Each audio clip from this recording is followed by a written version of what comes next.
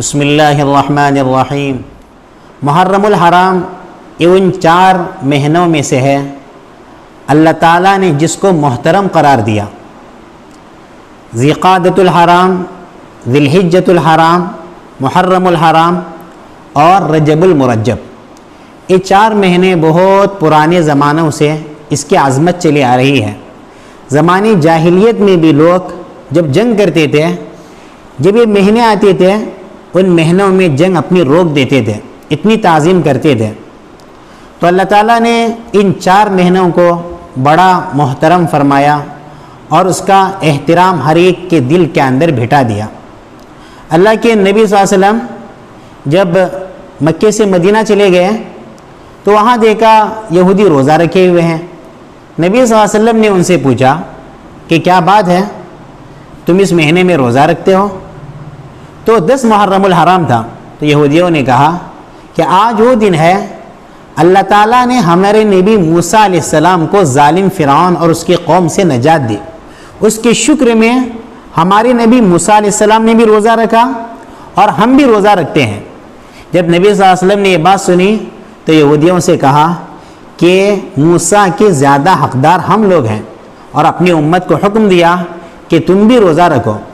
تو رمضان کا روزہ فرض ہونے سے پہلے یہ عاشورہ کا روزہ فرض تھا۔ جب رمضان کا روزہ اللہ تعالیٰ نے فرض کیا تو نبی صلی اللہ علیہ وسلم نے فرمایا فمن شاء صام ومن شاء ترک، جو چاہے روزہ رکھے اور جو چاہے روزہ چھوڑ دے۔ لیکن اللہ کے نبی صلی اللہ علیہ وسلم نے اس روزے کا ثواب یہ بیان فرمایا، حالانکہ روزہ مستحب، احتسب علی اللہ ان یکفر سنۃ التی قبلہ، مجھے امید ہے کہ سابقہ 1 سال کی گناہ اللہ معاف کرے گا۔ اور اللہ کے نبی صلی اللہ علیہ وسلم نے یہودیوں کی مشابہت دین میں بھی پسند نہیں فرمائی، فرمایا کہ 1 دن کا روزہ نہیں رکھو، اس سے پہلے کا 1 روزہ رکھو اس کے ساتھ یا اس کے بعد کا۔ ایک روایت میں آتا ہے صوموا یوما قبلہ و یوما بعدہ، 1 دن کا پہلے کا بھی روزہ رکھو اور 1 دن کے بعد کا بھی روزہ رکھو، یعنی 9 محرم الحرام 10 کے ساتھ اور 11 محرم الحرام کا بھی روزہ رکھو۔ اور ایک روایت میں او بعدہ فرمایا، یعنی 1 دن پہلے کا روزہ رکھو 10 کے ساتھ یا 1 دن بعد کا روزہ رکھو۔ تو اسی لیے ہم لوگ یا تو 9 اور 10 محرم کا روزہ رکھتے ہیں یا 10 اور 11 محرم کا روزہ رکھتے ہیں۔ اگر کوئی تینوں روزہ رکھے تو اس کو بھی فضیلت حاصل ہو جائے گی۔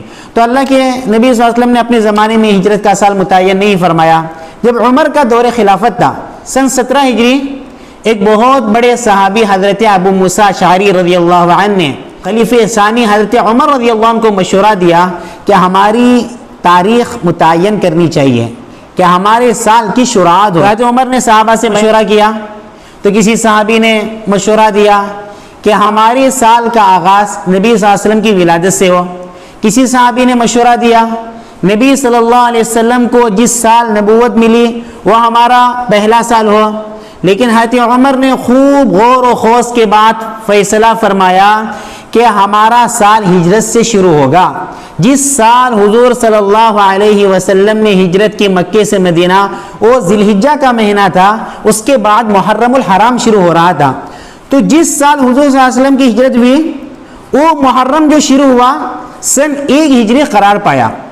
تو ہجرت محرم الحرام اس سے ہماری تاریخ شروع ہوتی ہے۔ تو اس سے بہت ساری یادیں وابستہ ہیں، ہمارے بہت سارے تاریخی واقعات اس محرم الحرام سے وابستہ ہے۔ اس میں سب سے زیادہ جس کا تذکرہ کیا جاتا ہے اور اللہ نے جو واقعہ محرم الحرام کے مہینے میں پیش فرمایا یہ ہے حضرت امام حسین رضی اللہ عنہ کی شہادت کا واقعہ۔ یہ یاد رکھیں حضرت حسین رضی اللہ عنہ کی شہادت کی وجہ سے محرم کو فضیلت نہیں ہے، محرم کی فضیلت پہلے سے چلی آ رہی ہے۔ علماء نے فرمایا کہ 10 محرم کا روزہ نوح علیہ السلام نے بھی رکھا، موسیٰ علیہ السلام نے بھی رکھا، تو محرم کا امتیاز اللہ تعالیٰ نے پہلے ہی قرار دیا۔ لیکن حضرت حسین رضی اللہ عنہ کا اس میں شہید ہونا یہ اللہ کی طرف سے حضرت حسین رضی اللہ عنہ کی منقبت تھی۔ ان کی فضیلت میں ایک اور حصہ ہے کہ اللہ نے حضرت حسین رضی اللہ عنہ کو شہادت کے لیے 10 محرم کا دن عطا فرمایا۔